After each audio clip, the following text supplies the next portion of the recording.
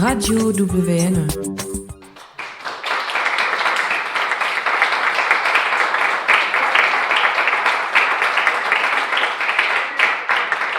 Bonjour, nous venons d'assister à la soutenance de Ahmed et en quelques mots, comment ça s'est passé? Eh bien, il est diplômé. Quoi dire de plus? Une thèse très technologique, sur un sujet difficile puisque c'est la régulation de tension. Il s'en est bien sorti. L'intérêt d'une thèse, c'est que ça ouvre plein d'autres thèses derrière. Il y a plein de questions qui sont posées, on va pouvoir aller beaucoup plus loin. Voilà. Exactement, c'était quoi le sujet de la thèse? Alors, le sujet de la thèse, c'était orienté sur une machine de dépôt, l'adaptation d'un bras robotisé pour faire de l'enroulement filamentaire. Et en particulier, travailler sur la régulation de tension de la mèche. Mais pour ça, il fallait travailler énormément sur le système de commande. Donc c'est ce qu'il a fait. Exactement, pour nous et pour les auditeurs, c'est un sujet qui est très délicat, disons. Certains d'entre nous, ils ne vont pas certainement comprendre de quoi il s'agit et tout, parce que c'est vraiment très compliqué à comprendre, voilà. Alors je pense que c'est simple. J'ai coutume de dire qu'en textile, on a deux problèmes. Et le premier problème, c'est la régulation de tension. Donc là, il enroule un élément textile, une mèche ou un fil. Là, ici, c'est une mèche de carbone, mais il peut enrouler plein d'autres choses. Et donc, il faut être capable de réguler la tension du fil fonction du support sur lequel on l'enroule. Et là, il a tenté de résoudre un problème de tout le temps dans le textile. Et voilà, donc, des résultats pareils qui ont été présentés dans la thèse. Est-ce que ça change vraiment la vie de cette industrie? Est-ce que ça contribue à trouver des solutions ou pas? C'est un peu tôt pour le dire. Dans tous les cas, là, on voit plein de perspectives. Parce que quel est l'intérêt de réguler la tension? Comme il l'a montré dans sa biographie, l'intérêt de réguler la tension de la mèche, lorsqu'on fait de l'enroulement filamentaire, c'est de diminuer la porosité. Et cette porosité, elle va dépendre de la tension, mais elle dépend aussi du type de matière qu'on enroule. Donc là, maintenant, en ayant davantage travaillé sur la régulation, il sera possible de fabriquer des échantillons composites en maîtrisant la tension du fil et donc en maîtrisant aussi la porosité dans les structures. Une dernière question. Des doctorants comme Ahmed, est-ce que c'est précieux? C'est précieux pour l'université, mais qu'est-ce que ça apporte exactement à l'établissement de l'UHA? Moi, je ne suis pas du UHA, donc je ne peux pas dire. Mais dans tous les cas, tout travail de thèse apporte des choses. Merci pour vos réponses. À la dernière question, qui êtes-vous? Donc, moi, je suis professeur Xavier Legrand, je suis enseignant-chercheur à l'INSET de Roubaix, donc l'autre école textile. Merci beaucoup, c'est très gentil, merci. Bonjour, vous êtes qui? Je suis Mahmoud Hissène, à la base égyptien. J'ai fait mon doctorat ici de l'automatique et les mécaniques. J'ai soutenu l'année dernière et maintenant je travaille comme postdoctorant pour continuer mon travail de thèse ici. Enchanté. Et vous étiez déjà présent dans la thèse de Ahmed. Qu'est-ce que vous avez appris de cette thèse-là? Comme je suis dans le labo, je connais pas mal de trucs par rapport à la synthèse, par rapport aux difficultés, comme aussi, moi je connais lui depuis à l'époque, parce que comme c'était maître assistant de son université en française d'Égypte, donc moi c'était son enseignant à l'époque. Donc je connais bien Ahmed, je connais la thèse, la difficulté, qu'est-ce qu'il va faire, mais il fait bon travail, donc félicitations pour lui. Merci Mahmoud. Merci. Bonjour Monsieur Ahmed, qu'est-ce que tu peux nous parler de ta thèse? Là, en fait, je viens de finir la présentation et la soutenance de ma thèse. En fait, là, dans ma thèse, on fait le matériau composite on fait l'enroulement filamentaire robotisé. Donc, on roule le fil sur un moule et le moule est porté par un robot. Et là, en fait, qu'est-ce qu'on fait? Et utilisable dans l'industriel. Par exemple, c'est utilisable dans l'automobile, dans l'aéronautique, le système énergétique aussi. Donc, oui. Et vous n'êtes pas français? Vous êtes de quelle origine? Moi, je suis égyptien. Et pourquoi vous avez choisi l'université du UHA de Mulhouse pour faire votre thèse et pour faire votre doctorat? Déjà, en fait, j'ai mon diplôme d'ingénieur de l'Université française d'Égypte. Avec mon université française d'Égypte et l'UHA, il y a une conversation. Donc, en fait, ça me permet de prendre mon master 2 ici à l'école. Et après, en fait, c'était très intéressant. Quand j'ai fait le master et le stage, j'ai fait aussi le stage là dans notre laboratoire LBMT. C'était très intéressant et je voudrais continuer. Donc, j'ai commencé la thèse et mon sujet, en fait, il est très intéressant pour moi parce que c'est un peu un projet industriel aussi. C'est très intéressant de savoir qu'il y a des conventions quand même entre l'Égypte et la France mécanique en études d'ingénierat et de doctorat, etc. Et qu'est-ce que tu comptes faire dans l'avenir? Est-ce que tu veux continuer ton travail ici à Mulhouse, ailleurs en France, ou tu veux retourner en Égypte? Retourner en Égypte, maintenant, je pense pas, franchement. Franchement, ça fait 5 ans que je suis à Mulhouse, là. Donc, je suis un peu... je dis, je suis un peu mulhousien. Donc, je suis un peu, attaché à Mulhouse. Donc, bien sûr, je préfère travailler à Mulhouse. Mais aussi, je suis ouvert un peu aussi en France, oui. Aussi. Et comment tu as réussi à perfectionner ton français quand même? Parce qu'en Égypte, je crois qu'on ne fait pas des études en français, c'est ça? Si, il y a des écoles et des lycées françaises en Égypte. Hein. Mais en fait, moi, j'ai mon diplôme en anglais. J'ai toujours fait mes études en anglais. Et là, en fait, quand j'arrivais là, je l'ai fait en anglais, le master. Ah oui. Et ça fait 4 ans que je commence à apprendre le français. Et j'apprends, je sais, oui, c'est pas le nouveau en fait que je souhaite, mais je pense que ça avance. Merci Ahmed. Un dernier mot sur toi, qui est Ahmed, qui est exactement Ahmed. Ahmed, c'est merci. Merci beaucoup. Merci à vous aussi. Bonne continuation, merci. Merci. Qu'est-ce que vous avez plus marqué à cette thèse? Alors pour ce travail de recherche, ce qui m'a marqué le plus, c'est le développement du banc expérimental qui demande beaucoup de compétences pluridisciplinaires. Cette thèse se situe comment dans le domaine? Alors c'est dans le domaine de la recherche appliquée, puisqu'il y a un développement d'un banc expérimental, donc c'est une thèse qui est vraiment très appliquée. Est-ce que vous pouvez vous présenter? Vous faites quoi à l'université? Alors moi je suis professeur en sciences pour l'ingénieur, donc à l'université Marie et Louis Pasteur de Besançon. Voilà, et je travaille dans toute la partie génie électrique, donc sur des bancs expérimentaux du même type que celui qu'on a vu dans la thèse. Toutes les années, il y a combien de doctorats, des thèses comme ça? Dans mon laboratoire, il y a environ une dizaine de soutenances de thèse tous les ans. Voilà, et donc il y a entre 40 et 50 doctorants tous les ans, donc avec une dizaine de soutenances tous les ans. Voilà. Merci beaucoup. Qu'est-ce que vous avez pensé de la thèse d'Ahmed? Sa thèse avait un intérêt sur la partie scientifique en termes de l'automatisme, etc. Ce que j'ai surtout retenu, c'est vraiment la complexité qu'il avait eu à contrôler la tension avec le moteur et le PID.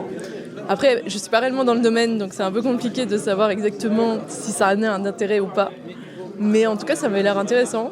Je ne le connais pas énormément, je l'ai vu que dans le labo de temps en temps, et en tant que président du doctorant, etc. Mais en tout cas, c'est une bonne personne. Et donc, Et votre domaine, vous pouvez vous présenter aussi, vous faites? Moi, je suis ingénieur textile à la base. Et donc, je fais une thèse vraiment plus sur le frottement et essayer de trouver un modèle de peau en trouvant un textile qui reproduit les propriétés de la peau en frottement sec et humide. Donc, c'est quand même assez éloigné de ce qu'il fait. Mais je m'appelle Astrid Pinato. Merci beaucoup. What did you think about the thesis of Ahmed? I really enjoyed every word he said. He makes me so proud of him. To be honest, it's my first time to see him presenting something or just speaking French. It's my first time to see him saying a lot of words. So I got surprised of what he had been said. Also, in addition to, I am an engineer, but I am an technology engineer. He is on mechatronics. I understand a little bit of what he had been said, but he did a lot of amazing work, and I'm very, very, very proud of what he has been done so far. And that's it. Thank you so much. Anything else? Can you explain also what do you do? Who are you and your field? For today or in general? You in general. Yeah, I'm very excited as also this is my first time to visit Paris and see my brother's house. Actually, I felt like it's a home. People there is very, very, very friendly and lovely. I hope to enjoy the next 2 weeks also. Yeah. And what's your name?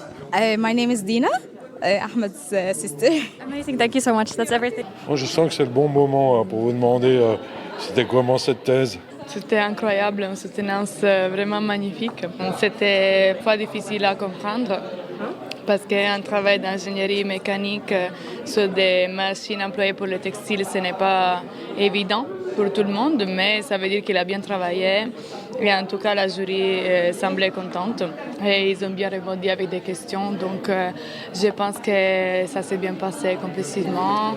Et aussi le fait de montrer à travers des dessins et des vidéos, et des schémas, et comment il a amené Ahmed la discussion. Ça a été très pédagogique et ça nous a permis de comprendre des petits engrenages de la filière textile. Après ces 3 heures de soutenance, tu as retenu quoi? Tu as compris quelque chose? Oui, ça m'a replongé dans mes séances de physique quand j'étais au lycée. On a bien compris comment la vitesse d'aménagement a pu enclencher des trucs comme réguler la fréquence. Et du coup, la vitesse amène à pouvoir avoir un fil qui peut se déployer plus facilement. Merci beaucoup. C'était pas en 180 secondes, c'était en 180 minutes. C'était bien? Oui, c'était bien. Je n'ai pas tout suivi, mais c'était intéressant. C'est bien qu'on a des ingénieurs parce que moi, sûrement, je ne pourrais pas faire ça. C'est sûr qu'on ne pourra pas prendre le travail. C'est plus compliqué que... Et l'absence totale de femmes sur scène et dans le jury, à part une meuf en visio, c'est pas gênant ça? Il y a tellement d'hommes et aucune femme ou presque? Oui, j'ai remarqué ça. Après, je ne sais pas. Il faut encourager les femmes à rentrer dans les secteurs. Je ne sais pas. Je ne connais pas assez les secteurs pour dire les raisons. S'il y a une exclusion ou si c'est vraiment un manque en général. Merci. Vous voulez bien me dire comment vous avez trouvé cette soutenance de thèse? Très bien, effectivement, puisqu'on était dans le jury, donc c'est une très bonne thèse et on était très contents. Voilà. Et pour ceux qui ne comprennent rien à ce qui s'est passé, vous avez une vulgarisation à nous offrir? Attendez, je peux couper? On peut couper? Oui. Parce que là, il faut qu'on aille au resto, c'est pour ça qu'on est dans le monde du jury. Donc, bon. Désolé. Bon appétit. Merci. C'était comment cette soutenance de thèse? Je pense que c'était très très intéressant comme un sujet de thèse et je trouve que Ahmed il a fait une belle présentation. Il a simplifié le sujet au max, surtout pour les invités qui ne sont pas du tout du domaine.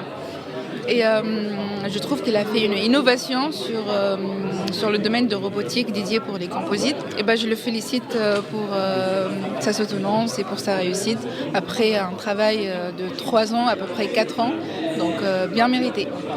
Et pour ceux qui n'étaient pas là, comment est-ce qu'on pourrait essayer d'expliquer sa thèse? En gros, il travaille sur un robot pour fabriquer des composites, pour faire simple. Et lui, il a développé une partie d'un robot pour faciliter les fabrications de ces composites, tout en gardant des bonnes propriétés mécaniques. Composite, c'est quoi ça? En gros, c'est un matériau composé de plusieurs matériaux hétérogènes, non miscibles. Donc, par exemple, on peut trouver matériaux composites un peu partout. On utilise des renforts de type carbone, de type verre, de type fibre naturelle, etc. Ok, merci. Tu veux bien te présenter? Qui es-tu? C'est pas obligé, tu dis ce que tu veux. Oui, ça me dérange pas. Je suis Cyrine Stamboli. Je suis ingénieure mécanique et je fais une thèse aussi. Je travaille sur les matériaux composites renforcés par les fibres de lin. Ça m'amène à une dernière question. Il n'y avait que des hommes sur scène. C'était très masculin. Enfin, est-ce qu'il y a de la place pour les femmes dans ce genre d'études d'ingénieur? Absolument. C'est vrai que pendant mes études à l'école d'ingénieur ou même maintenant pour faire la thèse au laboratoire, le pourcentage de garçons est plus élevé que le pourcentage de femmes, mais je trouve avec les années, on commence à mériter notre place dans les laboratoires de recherche et dans l'industrie. Il faut juste dire aux femmes de ne pas baisser les bras et si tu as envie de faire un truc, tu le fais quand même, peu importe les situations. Merci beaucoup. De rien, Qu'est-ce que vous avez pensé de cette soutenance de thèse? Très très bien, très pédagogique, très agréable à suivre. Pour ceux qui n'y étaient pas, comment est-ce qu'on pourrait raconter en quoi ça consistait? Eh bien, c'était le développement d'un système robotisé de dépose de composites avec une grosse partie expérimentale, beaucoup de disciplines qui étaient impliquées, donc très multidisciplinaire aussi comme approche. Qui es-tu? Je suis Benoît Schrab, donc je suis anciennement doctorant au LPMT, maintenant à terre au LPMT à l'ENSISA. L'absence quasi totale de femmes sur scène et dans le jury, à part une femme en visio. Est-ce que c'est représentatif de cette discipline d'ingénieur Pas forcément, je pense que ça dépend des domaines. Je suis pas trop dans l'automatisme, donc je me prononcerai pas forcément. Mais non, il y a aussi des femmes et voilà, c'est ouvert à tout le monde. Merci beaucoup. Ouais, de rien. Est-ce que tu as pensé de cette soutenance de thèse? Il était très très bien, il a été très clair, ce qui est assez rare sur un sujet comme ça, parce que j'ai globalement compris ce qu'il a dit. On pourrait presque croire que c'était simple. Ah oui, tu as compris? Explique-moi s'il te plaît.